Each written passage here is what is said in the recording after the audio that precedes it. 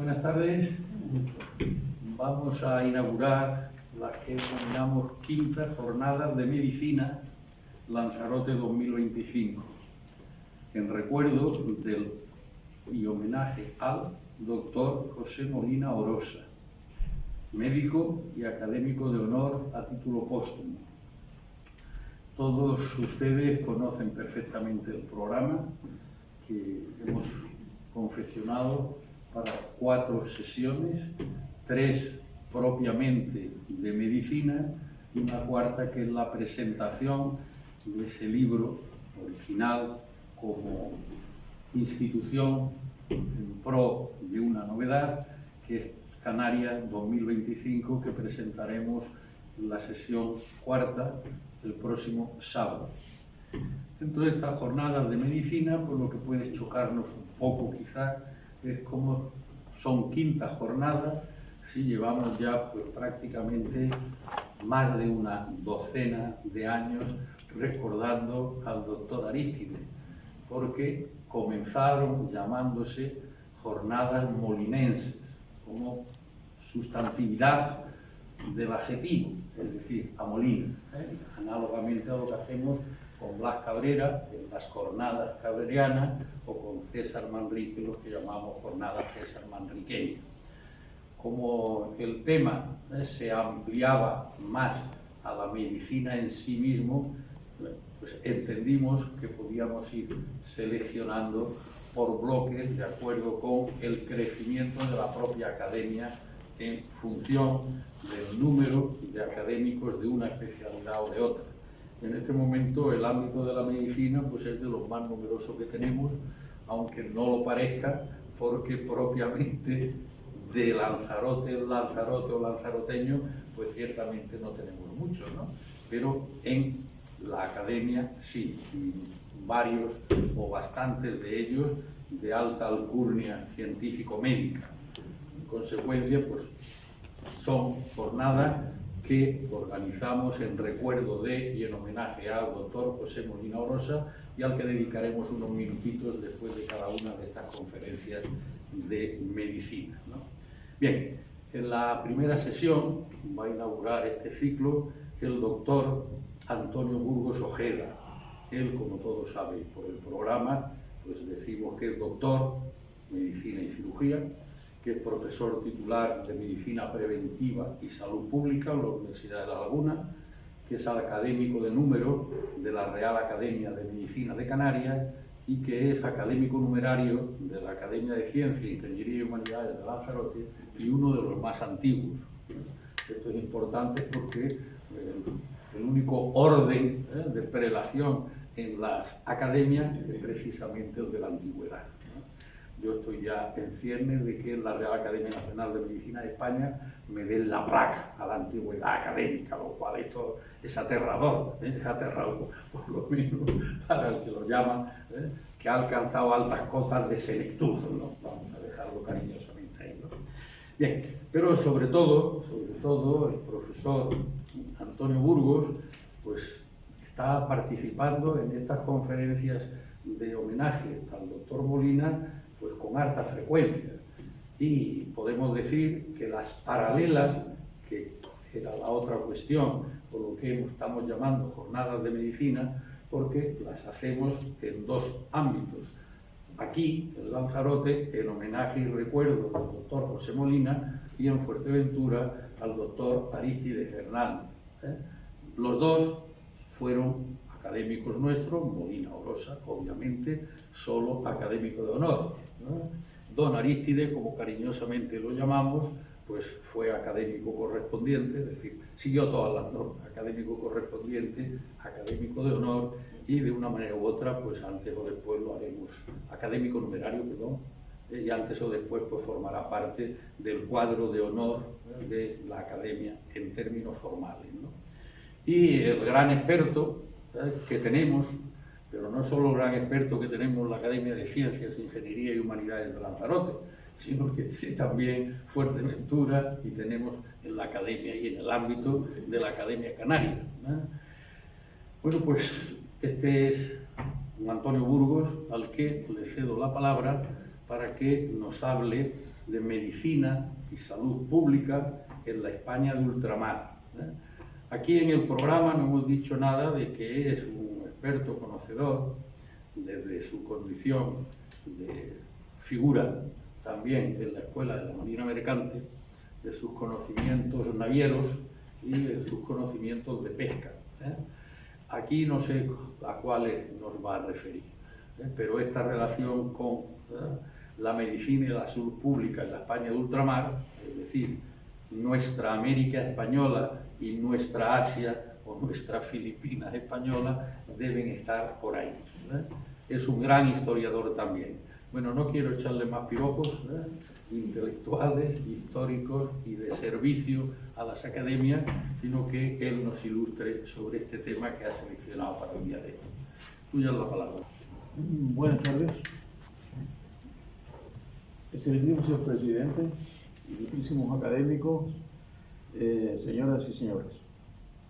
En primer lugar, tengo que expresar mi agradecimiento a nuestra academia, porque como bien dice nuestro presidente, su generosidad, la de nuestra academia, me ha permitido participar, como bien él ha dicho, en diferentes momentos relacionados precisamente con estas jornadas, que son un homenaje al doctor José Molina Orosa, al que no conocí, igual que al doctor Arístides, pero que he sentido una empatía que me ha obligado desde el punto de vista, entre comillas, a intentar de alguna manera aproximarme a ellos. Y la academia, nuestra academia, me ha permitido el hacerlo. Con respecto a la temática que yo voy a abordar, como bien dice nuestro presidente, más que un experto historiador, soy un aficionado a la historia, porque desde que muy niño, en una lejana ciudad donde yo nací, en un pueblecito de la provincia de Córdoba, ya mi abuelo paterno me contaba historias, siendo yo muy niño, que realmente me llenaban mi mente de imaginación y que fomentaron el hábito a que yo entiendo que, como digo en el preámbulo, las comunidades, los pueblos que en su cultura expulsan, como la cultura que tenemos en nuestro país, la historia, e incluso permitiendo hacer revisiones de la historia de una manera sesgada, pues realmente pierden el rumbo de lo que será su futuro. Y yo he traído esta temática desde esa perspectiva de empeño en transmitir no lo que hicimos, sino lo que nuestros genes que todavía tenemos de nuestros antepasados nos permiten todavía el hacer dentro de una escala de valores un cultivo realmente de la historia. Por eso voy a hablarles de la medicina y desde luego de la salud pública en la España de ultramar desde el siglo XVI, desde la época de la conquista de América hasta el siglo XIX, con la, vamos a decir, con la avalancha de independencias que hicieron que perdiéramos todas nuestras colonias, y lo que es más triste, el que todavía existan países como es México, que no solamente asume la realidad de lo que se hizo, y como vemos ahora, y que además trata de fomentar una revisión de la historia que prácticamente parece kafkiana, porque no tiene sentido ninguno el pedir disculpas, que aunque se den, pues realmente la historia está ahí, y por mucho que se quiera cambiar, tenemos un maravilloso archivo de Indias, donde yo he tenido ocasión de sacar algún documento por vía internet cuando la pandemia, y me temblaban las manos de tenerlas por internet, de tener las fotocopias que me habían suscrito, por ejemplo, del viaje del Juan Sebastián Elcano, que me sirvió para dar un par de conferencias. Bueno, pues sin más preámbulos, como les estoy diciendo, sin más preámbulos, nos vamos a plantear como objetivos fundamentales de actuación de actuación, básicamente, y hablar para que ustedes entiendan qué significa la salud pública, qué medios y qué recursos asistenciales a lo largo de la historia, pero fundamentalmente en este momento se llevan a cabo, para hablar de la medicina asistencial y la salud pública en el Imperio Español. Y por último, haré una pincelada sobre la Real Expedición Filantrópica de la vacuna que se hizo, que es, podríamos decir, la punta de los logros que la generosidad de nuestro país hizo, no ya en América, que fue donde se hizo, sino en todo el mundo, y que es un ejemplo. Pues les puedo decir que ayer yo no estaba en Tenerife y se hizo una sesión monográfica en Santa Cruz, precisamente para hablar sobre este tema con distintos expertos y distintos enfoques. Les estaba diciendo que la historia, si se pierde, si se modifica, no va a ser un baluarte de necesidad para el futuro. Y por eso, esto a modo de introducción, he dicho que se ha insistido en que la historia debe contribuir a encauzar los problemas del presente. De ahí su necesidad de estudiar, y sobre todo es axiomáticamente imprescindible en cualquier planteamiento de la medicina.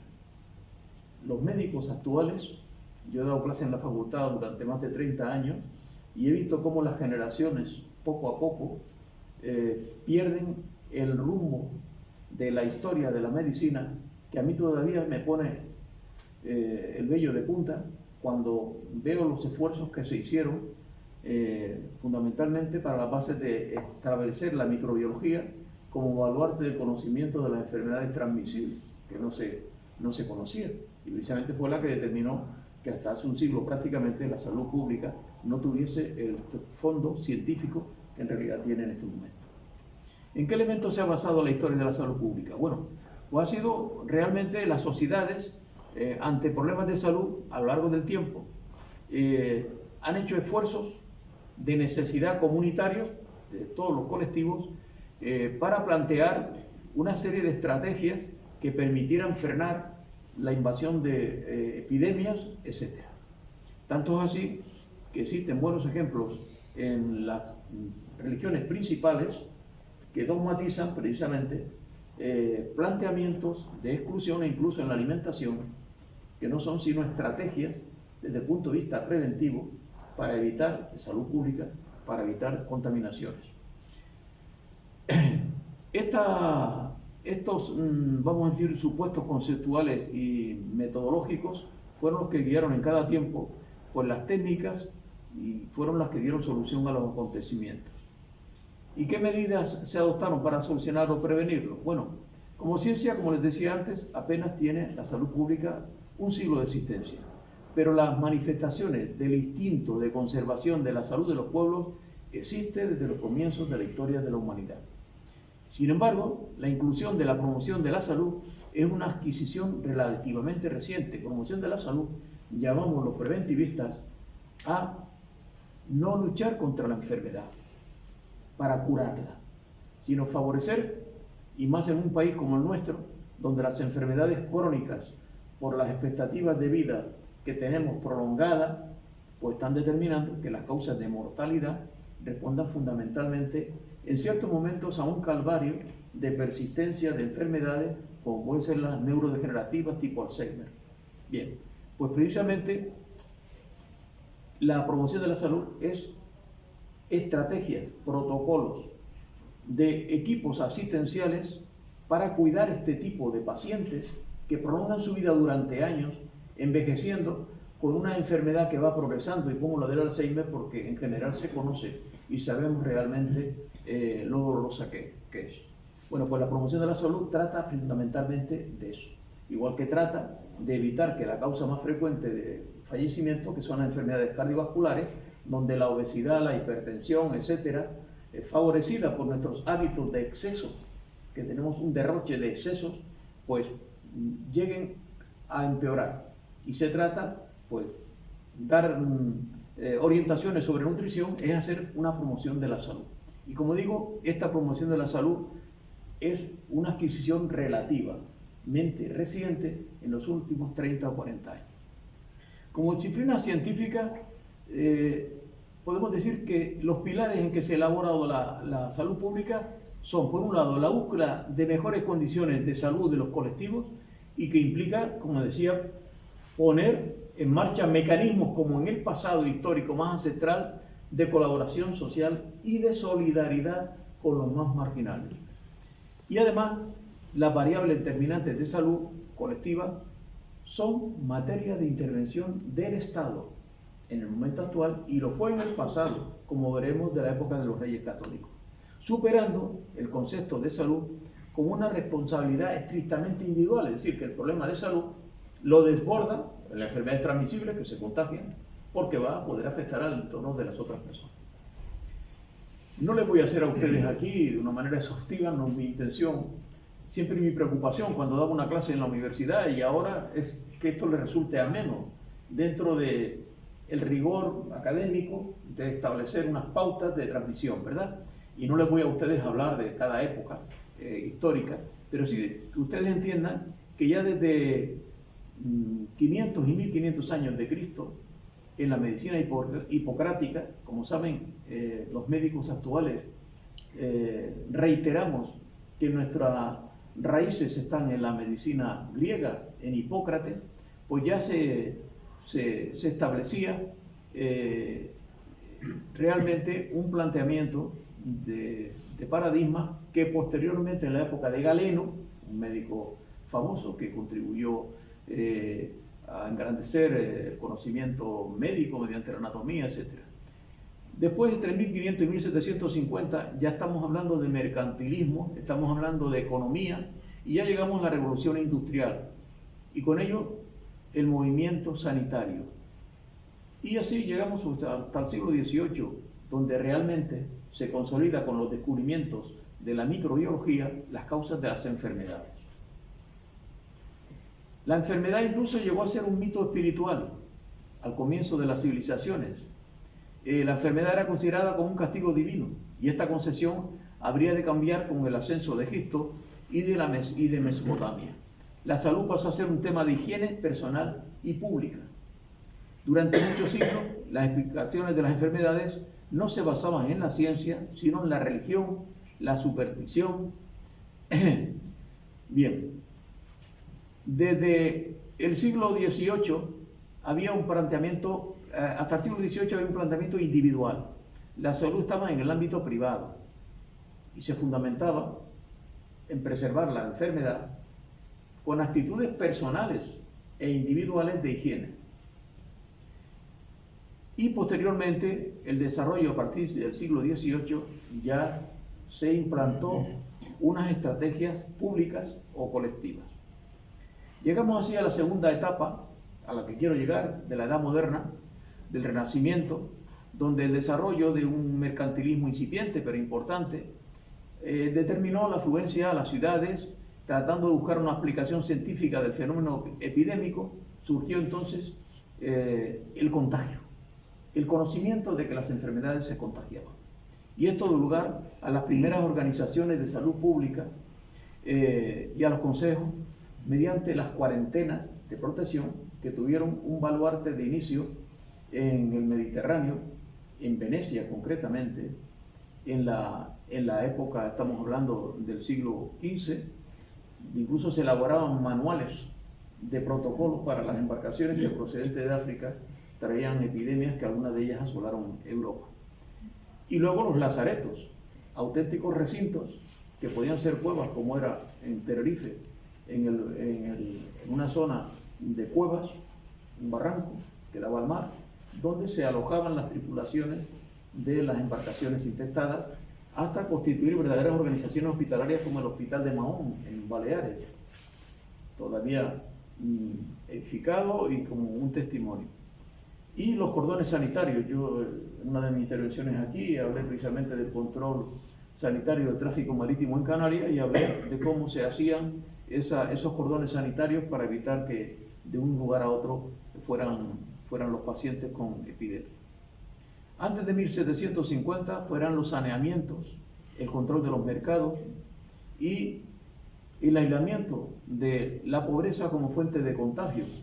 En cuántas películas, sobre todo cuando las ponían en Semana Santa, en blanco y negro, vemos nosotros cómo los leprosos los acotaban, y habiendo películas que no voy ahora a reiterar, fundamentalmente para marginarlos. Pero fue la caridad cristiana la que realmente, como veremos, fue el baluarte que llevó incluso a lo que hicimos en las colonias americanas. Surgen así los primeros hospitales y surgen las estrategias de prevención con medidas ordinarias y extraordinarias, donde ya no se habla de un ámbito geográfico amplio, sino se compromete a los municipios a que intervengan con estrategias de obligación para preservar el ámbito municipal y cierto aislamiento ante epidemias importantes. El poder real intervino en la actividad sanitaria española del Renacimiento con una perspectiva de Estado moderno. Así, por ejemplo, en 1477 se establecen los controles de las profesiones sanitarias, es decir, la Corona de Castilla, el ejercicio de las profesiones y las ocupaciones sanitarias están autorizadas y controladas por un organismo que era el Tribunal del Protomedicato, que esta institución había sido fundada en 1477 por una pragmática de los reyes católicos, si bien es cierto que fue reformada posteriormente con el rey Felipe II. La asistencia médica motivó la intervención del poder real en diferentes formas, algunas de las cuales fueron continuación del medioevo, como fue por ejemplo la fundación por los reyes católicos de los grandes hospitales reales de Santiago y Granada. El de Santiago se puede visitar cuando se va a la Plaza del Obradoiro, que está perfectamente conservado allí. La intervención del poder real durante el siglo XVI y XVII determinó que asumieron esas funciones bien de una manera directa o indirecta en relación con las colectividades, fundamentalmente controlando la titulación y el ejercicio de las profesiones y ocupaciones sanitarias, la promoción de hospitales, es decir, el generar construcción de hospitales y de albergues para los pobres, o la prevención de enfermedades a través de disposiciones que por general se formulaban únicamente con motivo de la declaración de brotes epidémicos. Por otra parte, la corona española dictó en diferentes épocas disposiciones relativas al establecimiento de hospitales, conservación y bienes de sustento de los mismos, y por ejemplo, el hospital nace en España de los Reyes Católicos como una obra de caridad, animada por la corona y la iglesia, y mantenida por la iglesia. Yo recuerdo aún todavía, cuando tenía 11 años, en un ingreso en un hospital de Ciudad Real. Mi familia era una familia humilde y era de beneficencia, y tuve unos problemas en un tobillo jugando al fútbol, y me ingresaron para diagnosticarme y para tratarme. Tuve 3 días en el hospital, y aún recuerdo las monjitas del hospital con aquellas togas tan sumamente aparatosas, que eran las que realmente garantizaban la asistencia del hospital. De esta manera se mantuvieron los hospitales por órdenes religiosas, como veremos, por cofradías e incluso por municipios. No podemos olvidar también que paralelo a la fundación de los hospitales, más destacados se instalaron, basados en los mismos principios de caridad y ayuda a los enfermos, las cabeceras de los distritos y provincias con enfermerías. La Organización Sanitaria Colonial en América, por un experto como López Piñero, fue de las primeras preocupaciones, según dice, a la vez que una de las más originales de la época, cuando la corona española cristalizó en norma desde el primer libro, desde el primer título, desde la primera ley y desde el primer folio de las leyes de India, el 7 del 10 de 1541, la organización de necesidad obligatoriamente de la sanidad en estas colonias.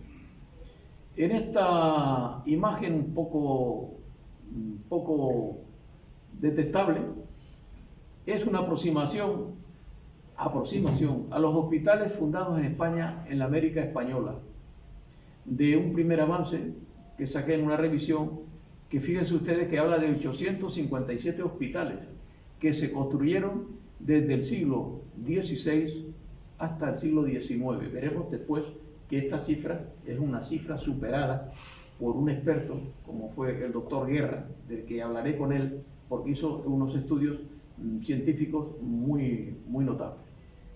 El auge de estos hospitales dieron lugar a que el primero que se construyó fue este que tienen ustedes la imagen. Es una imagen relativamente reciente de San Nicolás de Bari, en Santo Domingo, que fue en 1503, fue el primer hospital de las colonias americanas. Posteriormente veremos que en el continente, Hernán Cortés hizo otro hospital, pero en el continente, pero el primero que se hizo fue en la isla de Santo Domingo.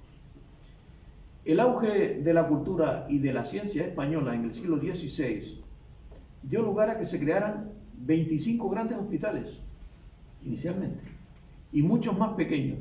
Y este crecimiento determinó que la profesión médica en América fuera un atractivo ante la demanda asistencial que hubo en los hospitales, pero que necesitaba una regulación para, evidentemente, ante la realidad de lo que había allí, el intrusismo de los chamanes y de otros intrusos. Fue muy importante el planteamiento que los reyes católicos establecieron para el Estado, determinando lo que se llamó geografía médica de las poblaciones.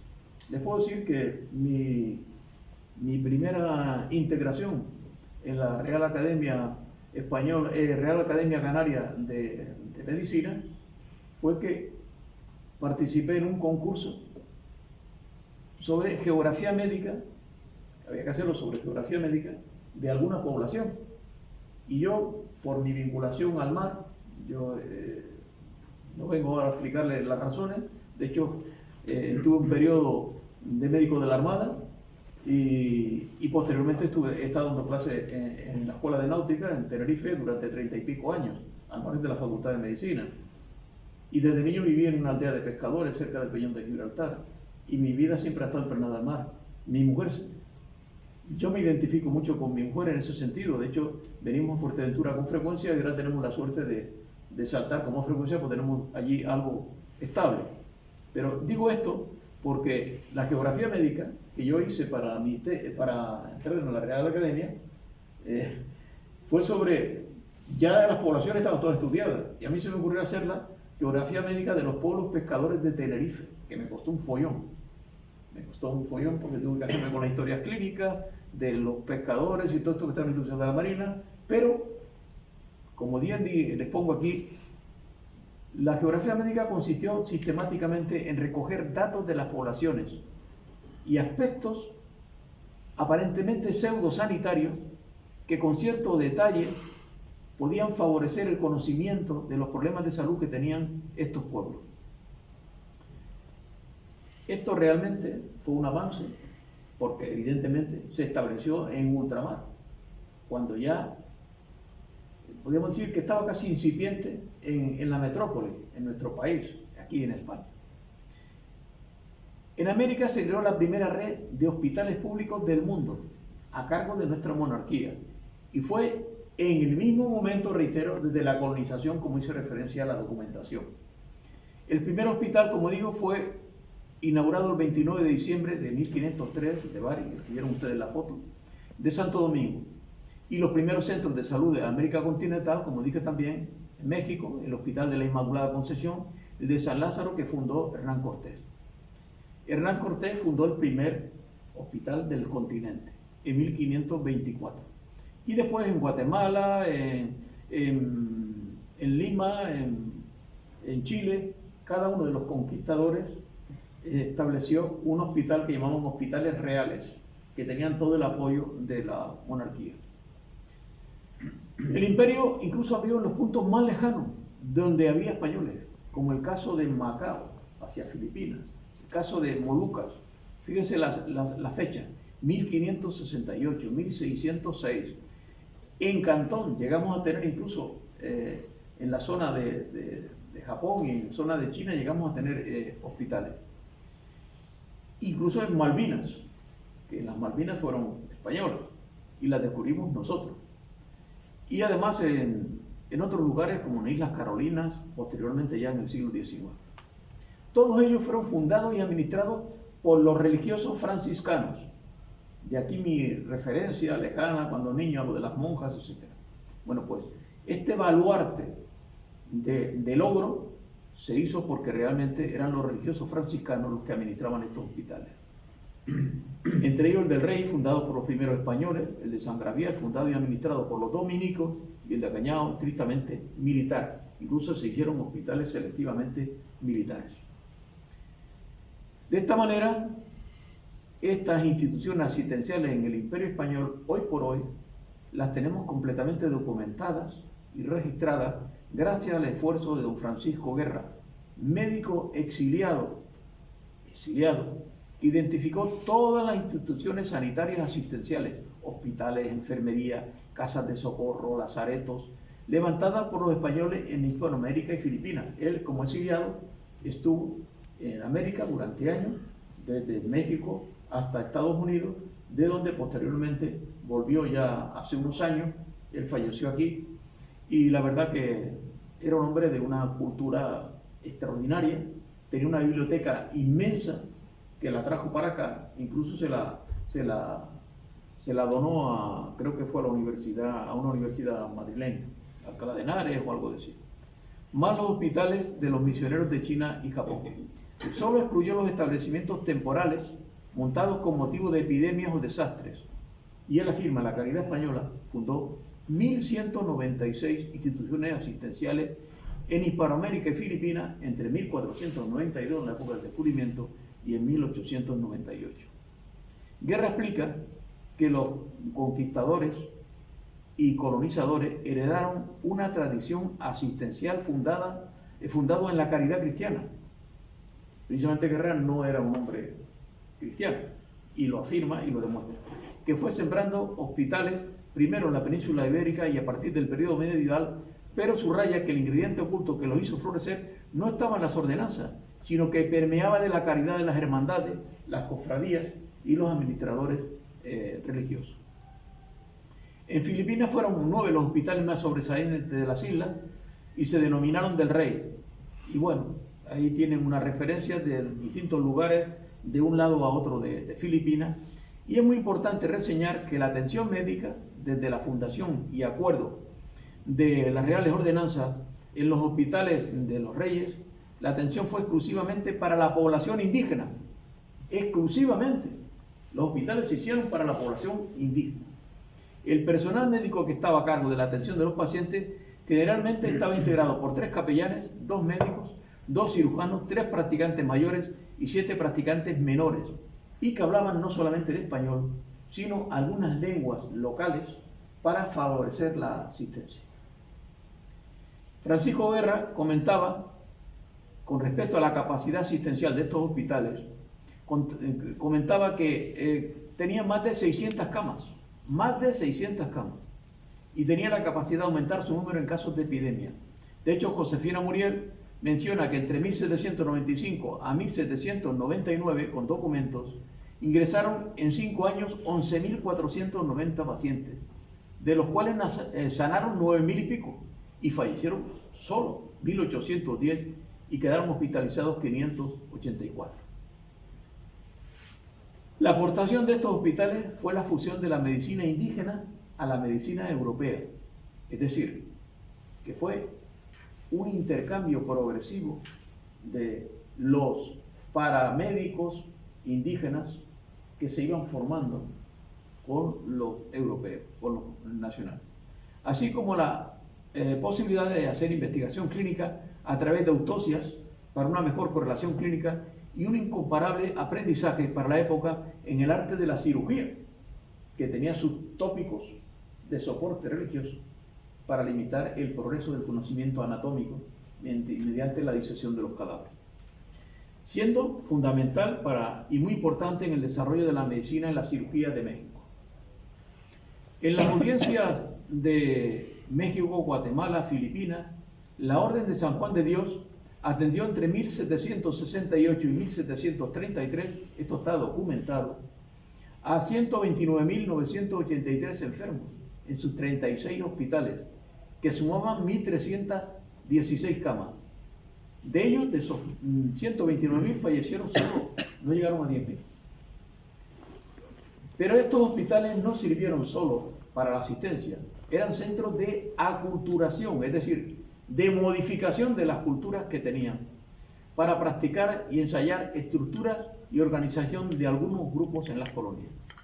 La obra hospitalaria tuvo como fines la congregación de los naturales en poblaciones, la conversión a la nueva fe, de aquí la aculturación, que tiene los detractores como tiene en México, y que sirvió como medio de sujeción y el auxilio de sus necesidades físicas.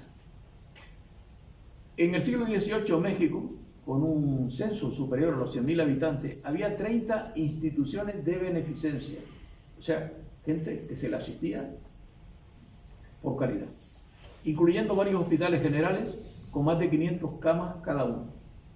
De Lima se dice que gozó de los mejores hospitales de su tiempo. Y bueno, ya he hablado de los dos hospitales y ahora paso a hablar de la aportación de España a América en cuanto a las universidades y a la medicina. Las dos prioridades principales. La educación estaba diseñada para todos los habitantes, españoles, criollos y nativos. Ahí tienen ustedes una imagen de la Real y Pontificia Universidad de Santo Tomás de Aquino, que tuvo el honor de ser la primera universidad de América, fundada en 1538. Y esta es una fotografía relativamente reciente, se conservan todavía. En España y en Filipinas se fundaron 25 universidades, que funcionaron como tales durante todos los siglos desde el XVI al XVIII, generalmente con la colaboración de la Iglesia, especialmente a través de sus órdenes religiosas. La gran diferencia entre el modelo colonial español y el resto es que nuestro país tuvo una idea de sistema educativo completo y europeo para los nativos, a diferencia de los otros países europeos que colonizaron América. Los criollos y los españoles que habitaban esas tierras, sin discriminación. Cuando en 1636 se fundó la Universidad de Harvard, que hoy por hoy tiene el prestigio que tiene y se va como antecedente de un logro, en la colonia inglesa de Massachusetts, la primera institución universitaria de Norteamérica, ya había 10 en la América española. Portugal fundó una en Brasil y Francia y Holanda no fundaron ninguna. El modelo de universidades españolas en América siguieron el modelo de las españolas, exactamente igual, bajo el patronato real y las órdenes religiosas, como de la de Salamanca, que se fundó en 1218, la de Valladolid en 1241 y la de Alcalá de Henares en 1499. Ya estaban consolidadas cuando la colonización y el sustrato de formación, planes de estudio, etcétera, etcétera, se extrapoló a la colonia, a las universidades de las colonias americanas. De esta manera hubo facultades mayores donde se estudiaba Derecho, Teología y Medicina, y menores dedicadas a las artes y la filosofía. O sea que en esas universidades, también al igual que en la metrópoli, en España, en la península, se estudió también artes y filosofía.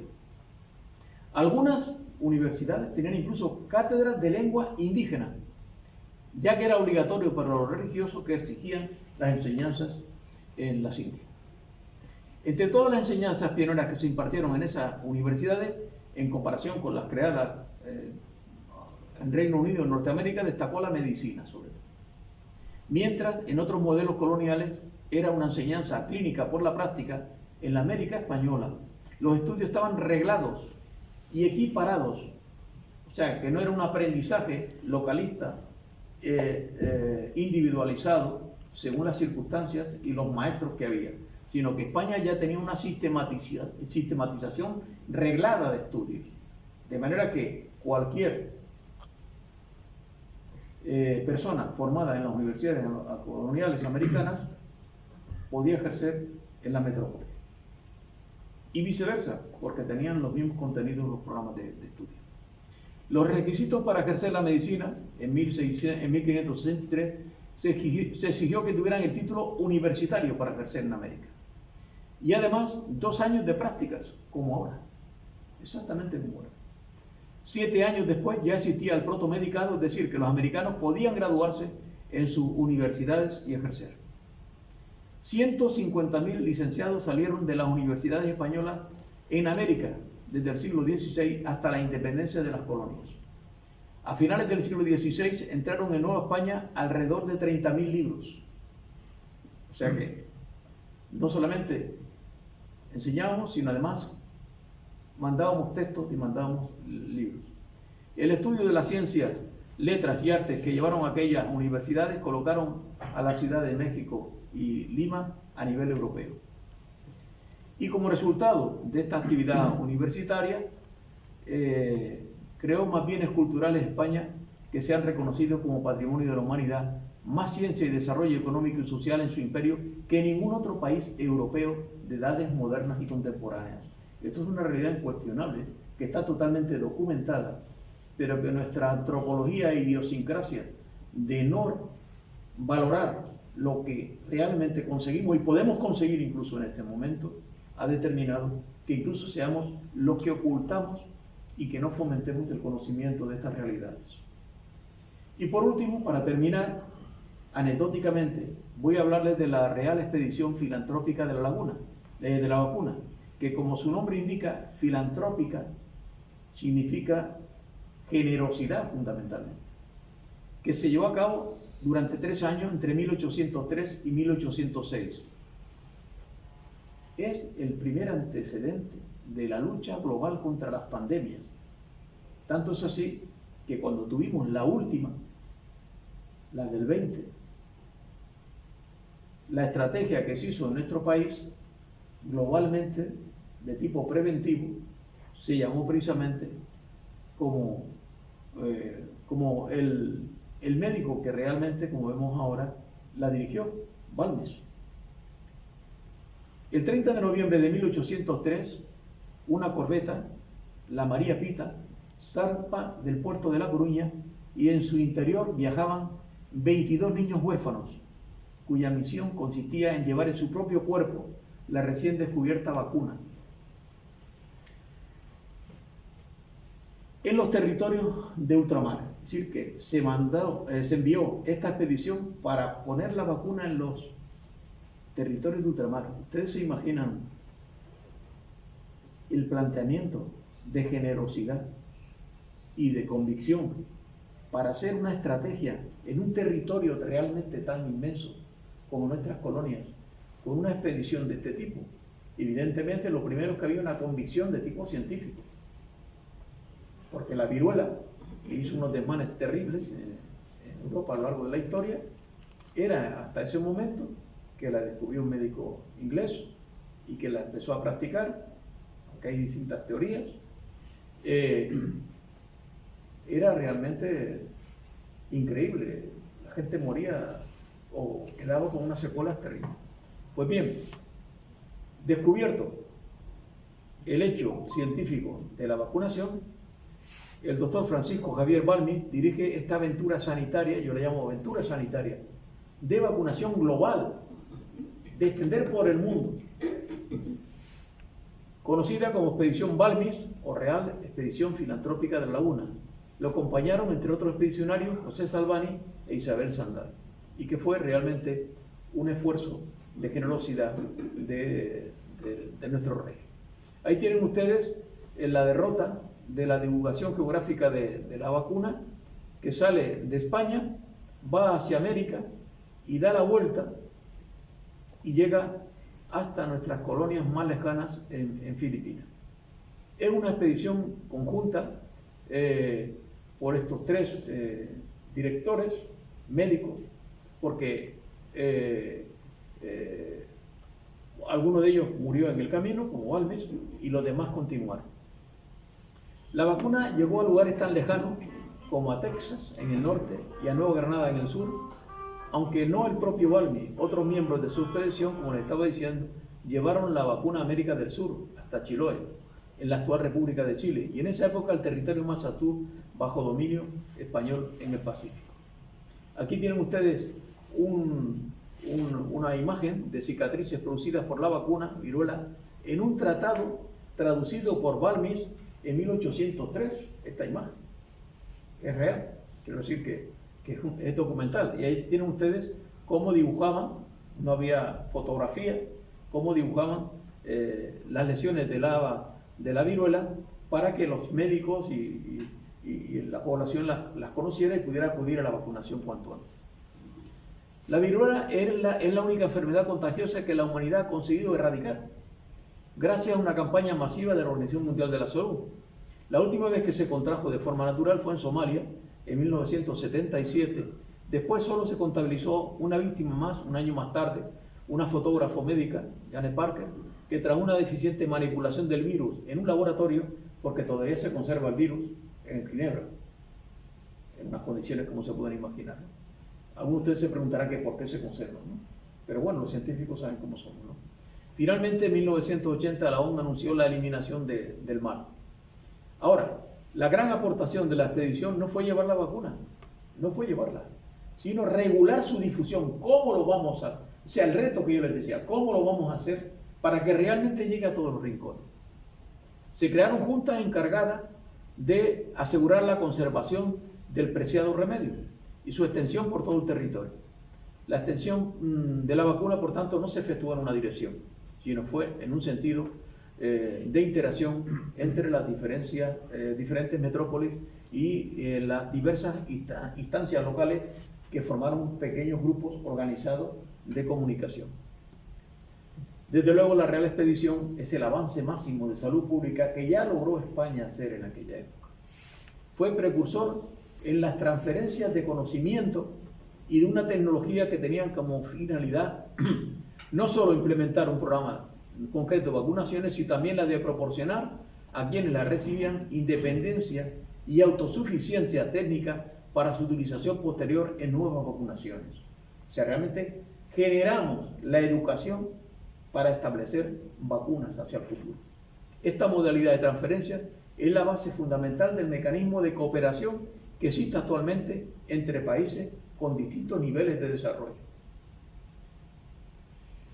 Para concluir, considerar que a la luz de la globalización y de la perspectiva sanitaria actual, la obra de Balmy fue la puerta que abrió el ser humano al horizonte de la prevención global, frente a la enfermedad y el de la protección pública de salud.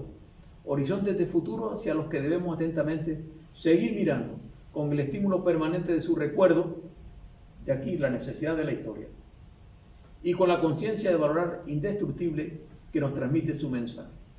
Esto lo dijo Antonio Campos Muñoz, académico de número y vicepresidente de la Real Academia Nacional de Medicina de España, y que yo he extrapolado como una de las conclusiones que me parecen las más significativas.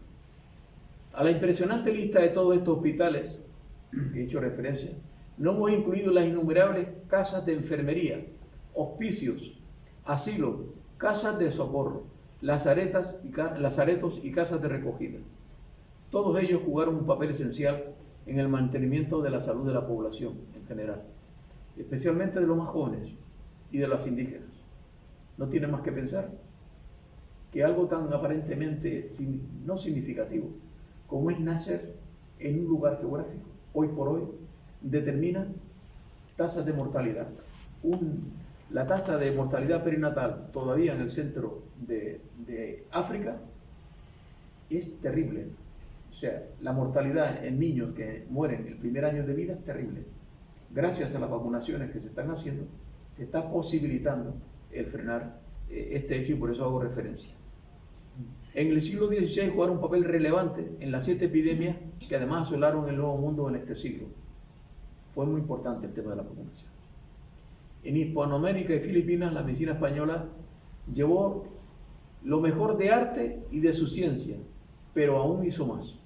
Pues cuando la medicina no pudo lograr la salud del enfermo, la urdimbre hospitalaria que creó constituyó un testimonio indiscutible que se entregó a los que sufrían por caridad, en un acto profundamente humano de amor al prójimo. Y con todo esto, pues, darle muchas gracias.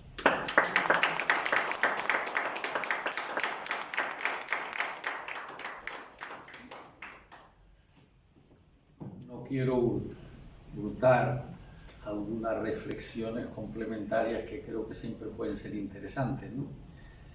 hay una capital, ¿no? Y es que nos ha pronunciado en varias ocasiones la expresión América Española, eso de lo que estamos tan faltos. Muchas gracias, porque creo que es capital en nuestro mundo actual, en el que estamos oyendo el disparate de Latinoamérica, desde la extrema derecha hasta la extrema izquierda, ¿no? De eso que llamamos el espectro ideológico, intelectual, político, el que queramos, ¿no?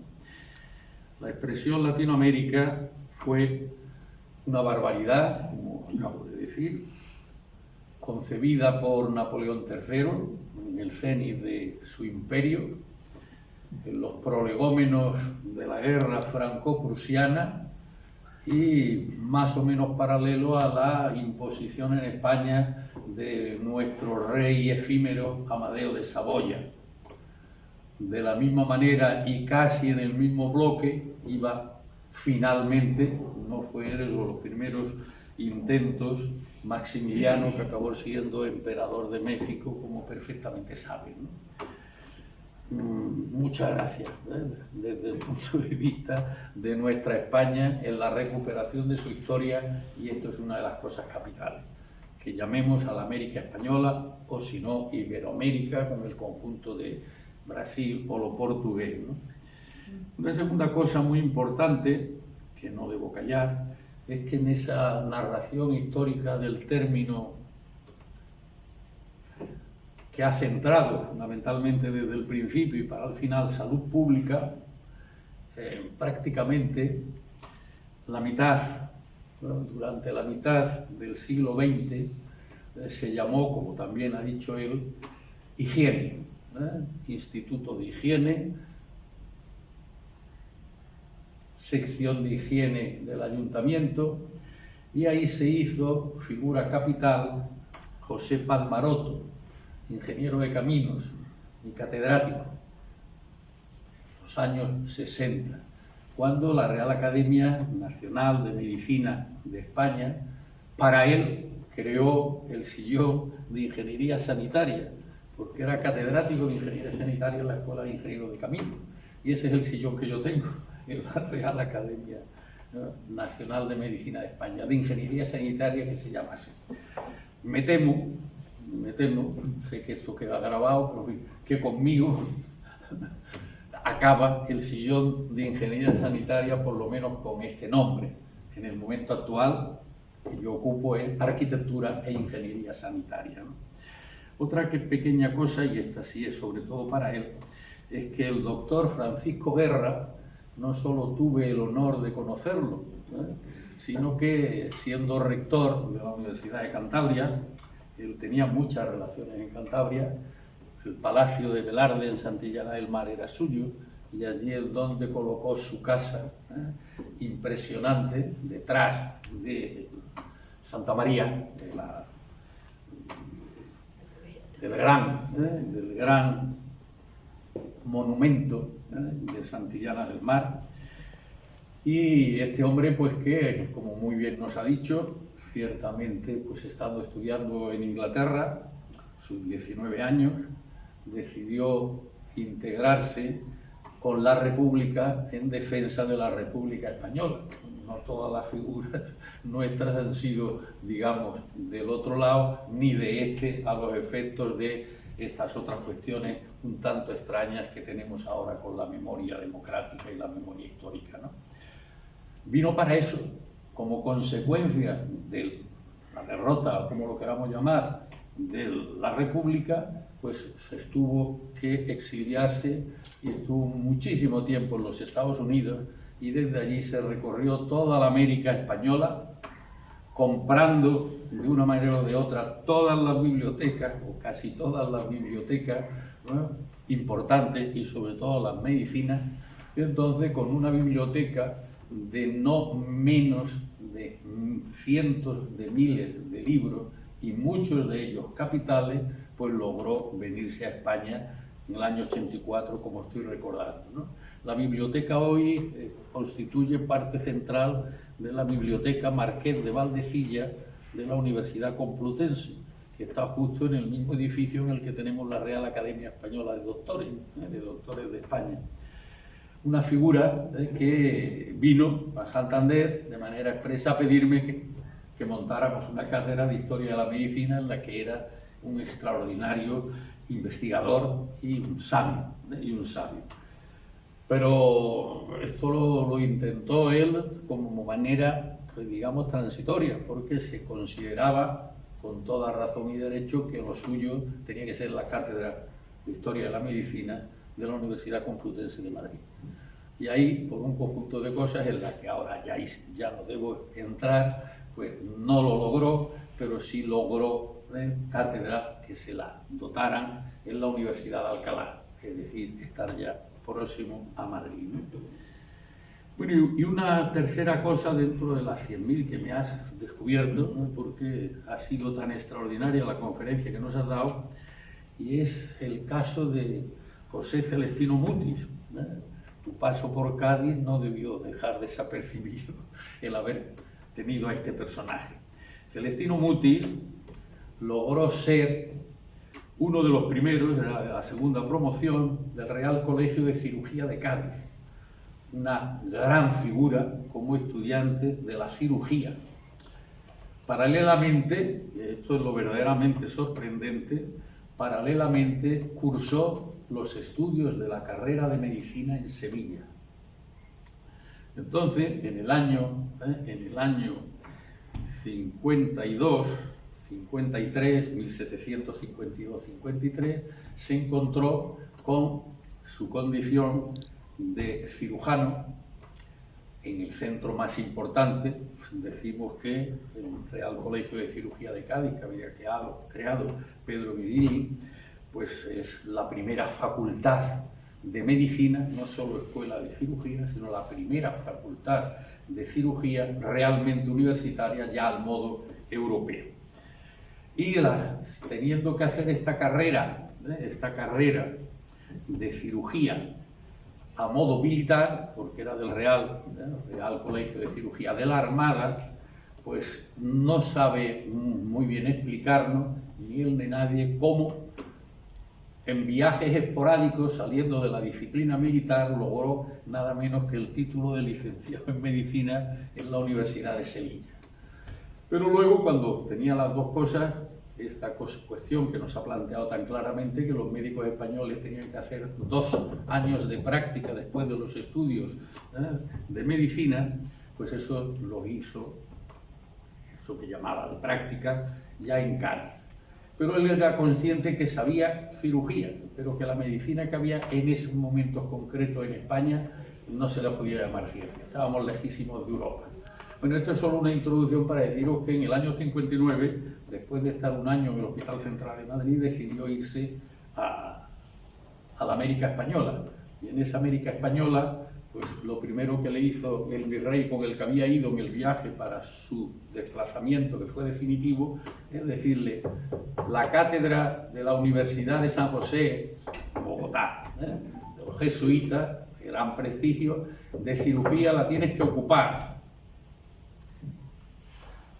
Señor virrey, no, que no la acepta, no. A los 3 meses, la cátedra de Medicina General de la Universidad de aquí, San José de Bogotá. No.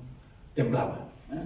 ¿Por qué? Las causas son muchas. Una posiblemente sea porque allí entendía él que había médicos mejores que los en esos momentos preparados en España. A los 2 meses, don Celestino, que usted tiene que ser catedrático de matemáticas. Sí. Y ahí tenemos al cirujano y médico que acepta la cátedra de matemáticas, nada menos que en la gran universidad de Bogotá. San José se llamaba entonces la universidad también, y Bogotá. Y a los 5 meses le dice: ¿y tiene usted que hacerse cargo también de la cátedra de física? Sí, encantado. A partir de ese momento se dedicó universitariamente a la matemática y a la física. Evidentemente le cayeron las primeras reprimendas de la Inquisición, pero por libre sí ejercía la medicina y la cirugía, pero de manera oficial eso no le interesaba. Bueno, pues esta pequeña referencia, pero me has hecho pensar, si hubiera lo que quieras, por supuesto. Sí, no, simplemente una observación, ¿no? Como tú sabes, me cuesta decir tú, ¿eh? No, hombre. Como tú sabes, mi compromiso en la universidad y en la investigación, estando en preventiva, en el departamento de preventiva, estaba realmente polarizado en los hombres que trabajan en la mar. Y estudiando las raíces, de hecho mi ingreso en la Academia de Medicina de Canarias, el discurso de mi ingreso, lo hice sobre aportaciones de la medicina naval al desarrollo de las ciencias médicas. Y tengo que decir como anécdota que el Colegio de Cirujanos de Cádiz, que fue una maniobra clarísima de Virgili, para realmente generar el nacimiento de una primera facultad de medicina, aunque se llamara Colegio de Cirujanos de Cádiz, fue de una agresividad tal que en el programa tenía una asignatura en esa época que era de enfermedades de la mujer en el programa, de tal manera que nuestro citado tenía una formación integral muy fuerte y sin embargo él al final no me extraña lo de las matemáticas y la física. ¿Por qué? Porque ya en aquella época pues había una formación en la medicina con sustrato ante el desarrollo de las ciencias médicas de necesidad de instrumentalizar básicamente el soporte físico y el soporte evidentemente matemático, ¿no? Es simplemente un comentario, ¿no? Bueno, este MUTI, como ya complemento final, y como sabe, por lo menos porque en alguna ocasión me lo ha oído Enrique de Ferrar, pues creó el primer observatorio astronómico de las Américas en su totalidad, de cirujano y médico, ¿no? Un año antes que el de Madrid, y ya transcurridos 25 años de la independencia de los Estados Unidos, ¿no? Que no significaba poco, para lo que significó todo aquel mundo, ¿no? Muchísimas gracias, una conferencia excepcional. Muchísimas gracias y enhorabuena, querido doctor Burgos. Sé bienvenido una vez más y que seguimos confiando en tus conocimientos y que nos los transmitas, ¿no?